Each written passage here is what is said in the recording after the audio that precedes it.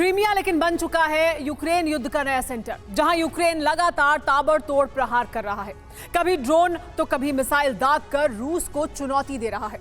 इस आक्रामकता का कारण समझा जाता है, इससे पहले ही प्रेसिडेंट जेलेंस्की ने विदेश दौरा किया और लौटकर क्रीमिया के शहरों को दहला दिया। लेकिन रूस ने बार न बार सिर्फ हमले नाकाम किए, बल्कि क्रेमलिन में पुतिन यूक्रेन की तबाही के फरमान पर दस्तखत कर चुके हैं। देखिए ये वर्ल्ड एक्सप्लोसिव रिपोर्ट।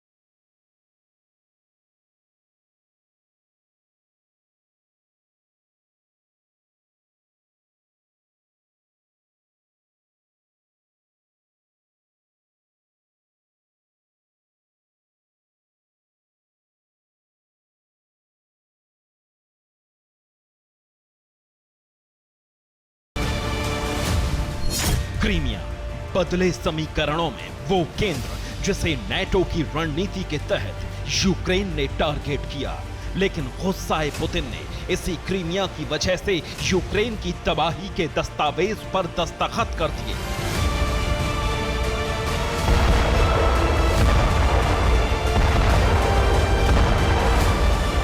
ड्रोन से अटैक और ये धमाके क्रीमिया में ही दर्ज हो रहे हैं। रणनीति जो दिख रही है उसका सतही आकलन ये है कि क्रीमिया में हड़बड़ाहट का माहौल बनाया जाए और जंग को एक क्षेत्र तक सीमित किया जाए। लेकिन सच ये है कि इस रणनीति का दायरा बहुत व्यापक है, जिसका सबूत है विदेश दौरे से लौटे जेलेंस्की का पहला ऑर्डर क्रीमिया पर ही हमले का था। लेकिन इस बार ऑर्डर में मददगारों से मिला भरोसा भी शामिल है, यानी भविष्य का संदेश बिल्कुल साफ है। कीव का मिशन क्रीमिया मॉस्को ने अंत फिक्स किया, यानी जेलेंस्की के ऑर्डर पर यूक्रेनी फोर्स ने जैसे ही नए सिरे से एक्शन लिया, वैसे ही रूस के प्रेसिडेंट पुतिन ने यूक्रेन के विनाश की फाइल को साइन किया। इसका प्रमाण है बिल्कुल ताजा तरीन एक्शन जो विनाशक बारूद के रूप में पहले क्रीमिया पर बरसा और फिर पुतिन ने बिना देर किए बदला ले लिया।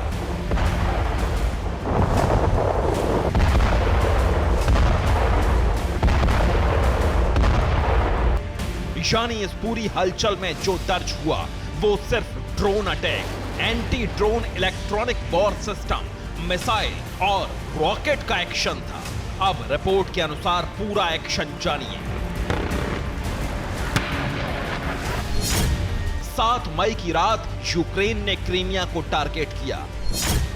यूक्रेन ने 10 आत्मघाती ड्रोन क्रीमिया पर लॉन्च किए। हालांकि रूस के एयर डिफेंस सिस्टम ने ड्रोन्स डिटेक्ट कर लिए। इलेक्ट्रॉनिक वॉर सिस्टम ने भी यूक्रेनी ड्रोन्स को टारगेट पर लिया। दावा है कि रूस ने आसमान में ही यूक्रेन के ड्रोन्स को मार गिराया।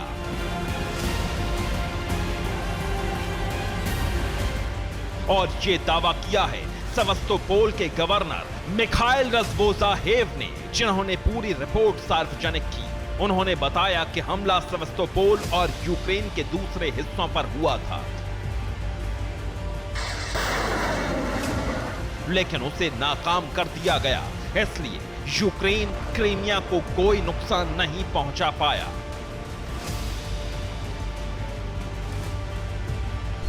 यूक्रेन पिछले 8 दिनों से सबसे ज्यादा हमले रूस और क्रीमिया के अंदरूनी इलाकों में ड्रोन से कर रहा है, और इसमें सबसे ज्यादा नुकसान ऑयल डिपो को हो रहा है। अनुमान है कि नए ड्रोन हमले में भी टारगेट ऑयल डिपो ही होंगे, लेकिन कुछ ड्रोन ऐसे क्षेत्र पर भी गिरे हैं जहां से रूस की अर्थव्यवस्था का ताल्लुक नहीं।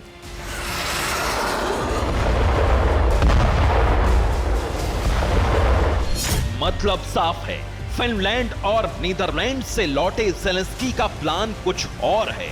अब सिर्फ रूस को आर्थिक रूप से नुकसान पहुंचाना या जंग के लिए जरूरी ऑयल के डिपो तबाह करने तक उनकी रणनीति सीमित नहीं है, बल्कि पूरी जंग का केंद्र क्रीमिया को बनाकर काला सागर तक रूस को एक क्षेत्र विशेष तक समेटना यूक्रेन का अब मकसद बन चुका है।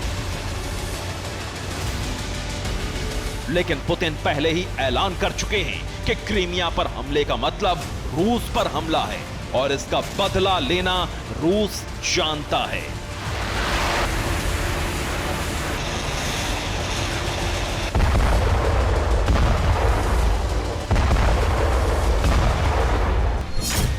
यही वजह है कि क्रीमिया पर हमले के तुरंत बाद मिकोलेव और सूमी पर ताबड़तोड़ हमले हुए और ये हमले बिल्कुल सामान्य नहीं थे।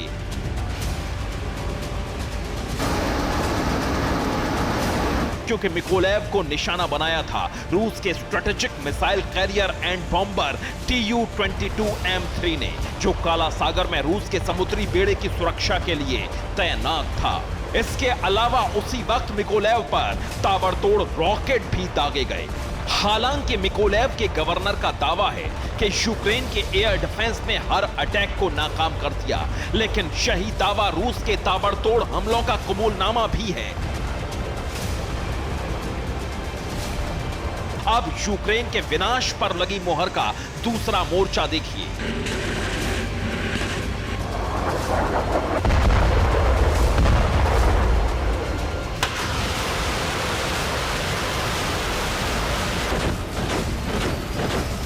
दूसरा मोर्चा है सुमी, जहां रूसी एरोस्पेस फोर्स ने स्मार्ट बम का इस्तेमाल किया।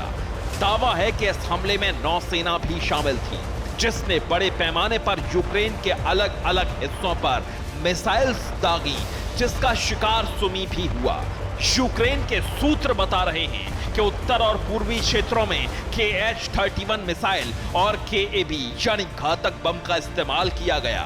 इसके अलावा भयंकर गोलाबारी से सुमी को दहलाने की भी कोशिश हुई।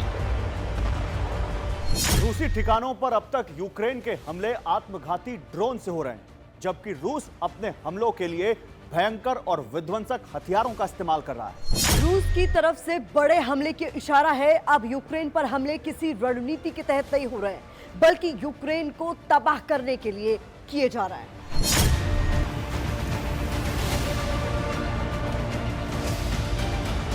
मतलब साफ है, पुतिन ने यूक्रेन को पूरी तरह से तबाह करने का फैसला ले लिया है, जिसके लिए वो न्यूक्लियर हथियारों के इस्तेमाल से भी परहेज नहीं करेंगे।